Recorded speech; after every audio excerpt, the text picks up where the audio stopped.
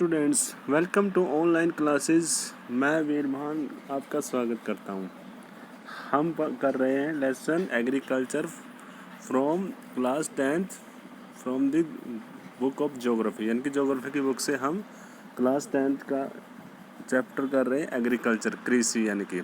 और हम आ गए थे इस पॉइंट पे horticulture crops. Horticulture crops In 2015, India was the second largest producer of fruit and vegetables in the world after China। देखो, हॉर्टिकल्चर यह है एक प्रकार की कृषि होती है जिसमें फ्रूट और वेजिटेबल को उगाया जाता है, उसे बोलते हैं हॉर्टिकल्चर। ठीक है, तो यहाँ पे भी यही है। इंडिया की 2015 की रिपोर्ट के अनुसार after the China, India is the second largest producer of fruits and vegetables in the world. India is a producer of tropical as well as temperate fruit. India यहाँ पे ट्रॉपिकल और as well as temperate fruit को क्या करता है, यहाँ पे produce करता है। Mangoes of Maharashtra, Andhra Pradesh, Telangana, Uttar Pradesh and West Bengal. Oranges of Nagpur and Cherrapunji. Bananas of Kerala, Mizoram, Maharashtra and Tamil Nadu. Litchi and guava of Uttar Pradesh and Bihar. Pineapples of Meghalaya, grapes of Andhra Pradesh, Telangana and Maharashtra. Apples, pears, apricots and walnuts of Jammu and Kashmir and Himachal Pradesh are in great demand of the world over. यानी कि ये सारे के सारे different states में different fruits हैं और इनकी ऑल ओवर द वर्ल्ड काफ़ी डिमांड है। सोर्सेज यहाँ पे पिक में दिखाया गया, pocket book of agriculture statistic 2017, government of India, directorate of economic and statistic. India is an important producer of P, cauliflower, onion, cabbage, tomato, brinjal and potato. India क्या है, Ps में, cauliflower में, onion, cabbage, tomato, brinjal and potato में क्या है, important producer है। ठीक है, कहने का मतलब इंडिया की अच्छी खासी पोजीशन है इसमें भी। नॉन फूड क्रॉप्स यानी कि अखाद्य फसलें। अब तक तो हमने पढ़ी थी खाद्य फसलें, अब हम आ गए अखाद्य फसलों में। Rubber, it is an equatorial crops but under special condition it is also grown in tropical and सब ट्रॉपिकल एरियाज। हालांकि जो ये रबर है, ये रबर की जो फसल है, ये इक्वेटोरियल प्लेस पे ही होती है वर्ल्ड में, लेकिन कुछ स्पेशल कंडीशन में या ट्रॉपिकल और सब ट्रॉपिकल एरियाज में भी हो जाती है।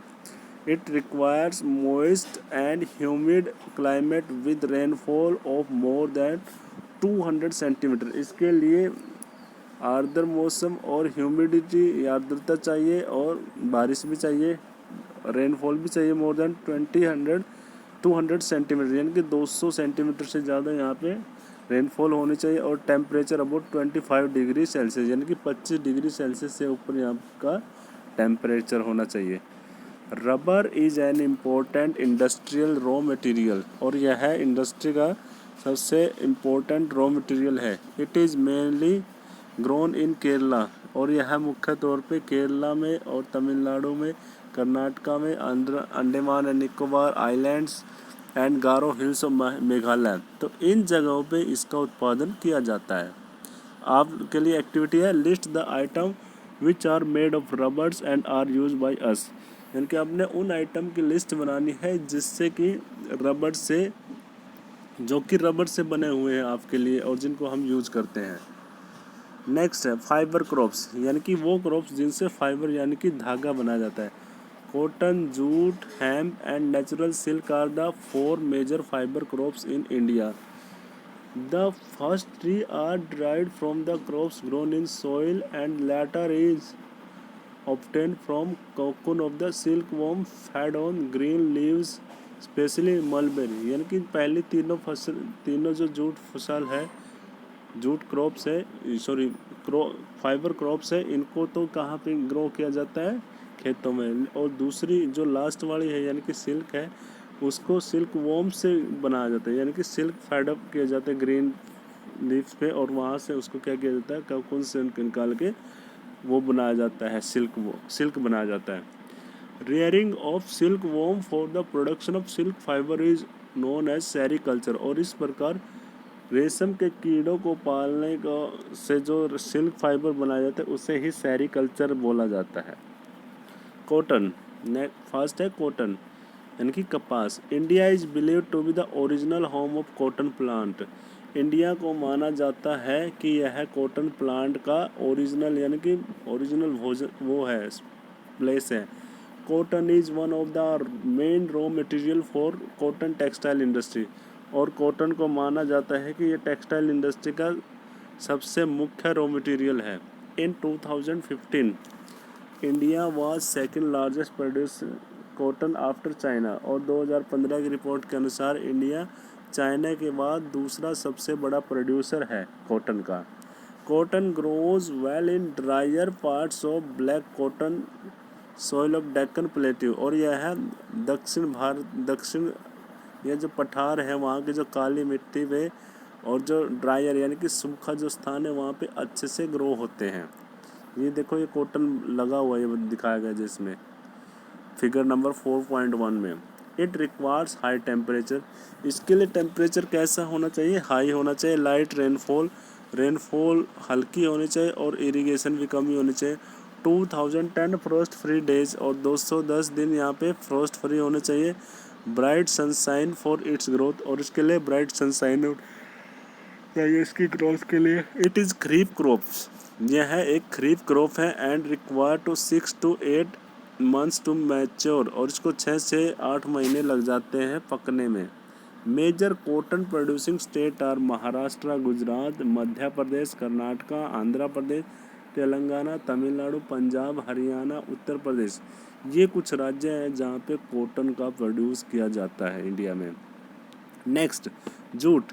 It is known as the golden fibre. इसको स्वर्णिम धागे के नाम से भी जाना जाता है। Jute grow well on well drained fertile soil in flood plain where the soil are renewed every year. और जूट है वो एक वेल ड्रेन्ड फर्टाइल सॉइल पे होता है जहाँ पे हर साल क्या होती है, फसल रिन्यू होती रहती है। सॉरी, वो सॉइल क्या होती है, रिन्यूड होती रहती है। High temperature is required during the time of growth. और इसके ग्रोथ के टाइम पे टेम्परेचर हाई होना चाहिए। West Bengal, Bihar, Assam, Orissa and Meghalaya are the major jute producing state. ये मुख्य क्या है, जूट प्रोड्यूसिंग स्टेट है। It is use in making gunny bags. इससे गनी बैग बनाए जाते हैं, मैट्स बनाए जाते हैं, रोप्स बनाए जाते हैं, यान बनाए जाते हैं। गनी बैग्स होती है बोरी जो आमतौर पे हम गेहूं के लिए यूज करते हैं, गेहूं को पैक करने के लिए। कारपेट्स में एंड अदर आर्टिफैक्ट्स, और अन्य आर्टिफैक्ट्स बनाए जाते हैं उनके लिए इसका यूज किया जाता है। Due to its high cost, इसकी हाई कॉस्ट की वजह से it is losing market for to synthetic fibres and packing material particularly the nylon. और इसकी हाई कॉस्ट यानी कि इसमें काफ़ी ज़्यादा खर्च आता है। इट इज़ लूजिंग मार्केट, और आजकल यह इसकी मार्केट ख़त्म होती जा रही है और इसकी जगह पे synthetic fibre packing material use किए जाते हैं, पार्टिकुलरली नायलॉन से बने हुए। आजकल इसकी मार्केट कम होती जा रही है क्योंकि ये महंगा पड़ता है। Next, technologically and institutional reforms, यानी कि तकनीकी और संस्थागत तरीके से इनके अंदर सुधार कैसे हुए हैं। It was mention in the previous pages that agriculture has been practised in India for thousands of year. पहले पेजेस में ही बता दिया था कि हज़ारों साल पहले से ही इंडिया में एग्रीकल्चर यानी कि कृषि को किया जा रहा है।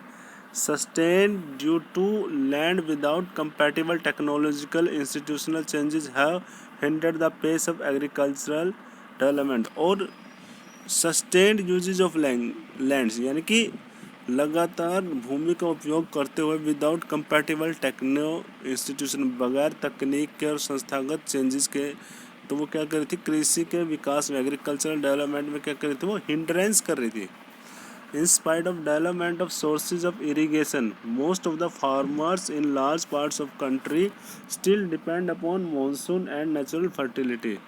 और इनके बावजूद, in spite of development of sources of irrigation, हालांकि सिंचाई के जो संसाधन है उनको विकसित किया गया है। लेकिन मोस्ट ऑफ द फार्मर, बहुत सारे जो फार्मर हैं हमारे इंडिया में जिनके पास काफ़ी बड़ा क्षेत्र है, स्टिल डिपेंड ऑन मानसून, वो आज भी मानसून के ऊपर डिपेंड है और natural fertility in order to carry on their agriculture, और वो प्राकृतिक उपजाऊपन के ऊपर ही डिपेंड होते हैं अपने कृषि के लिए।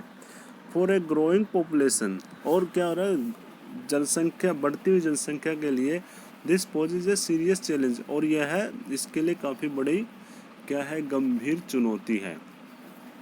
Agriculture which provides livelihood for more than 60% of population, कृषि जो कि लगभग 60% से ज़्यादा इंडिया की जो हमारी पॉपुलेशन है उसको क्या देती है, आजीविका देती है।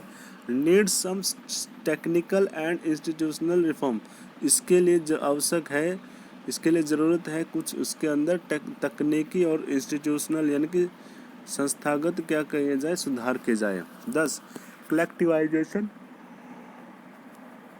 consolidation of holding corporation and abolition of zamindari etc. were given priority to bring about institutional reform in the country after independence। तो इसीलिए आज़ादी के बाद जो ये कलेक्टिवाइजेशन, ये सामूहिकरण किया जाता है, कंसोलिडेशन ऑफ होल्डिंग किया जाता था, कॉर्पोरेशन और जमींदारी प्रथा थी एट्सेट्रा, इन सबको क्या किया, अबोलिश किया गया।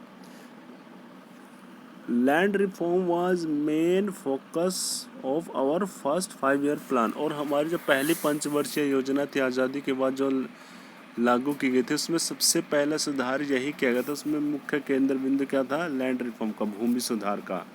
The right of inheritance had already led to fragmentation of land holding necessitated consolidation of holdings, और जो राइट ऑफ इनहेरिटेंस यानी कि पैतृक आधार पे जो अधिकार मिले हैं भूमि के, had already led to fragmentation, उसको पहले से क्या कर देता, पार्ट में कर देता, फ्रेगमेंट कर देता, of the land holding necessitated consolidation of holdings.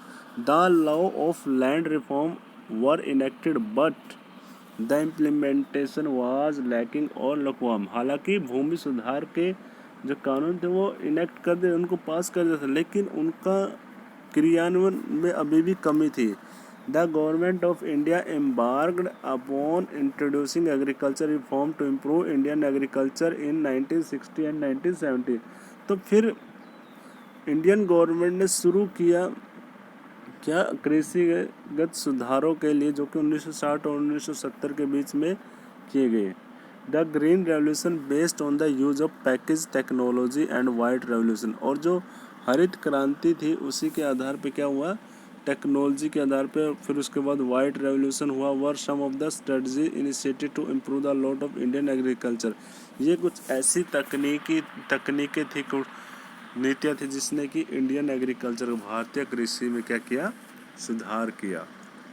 जो ये देखो मॉडर्न टेक्नोलॉजिकल इक्विपमेंट, यानी कि ये आधुनिक वो है, साधन है जिनको कृषि में यूज किया जाता है।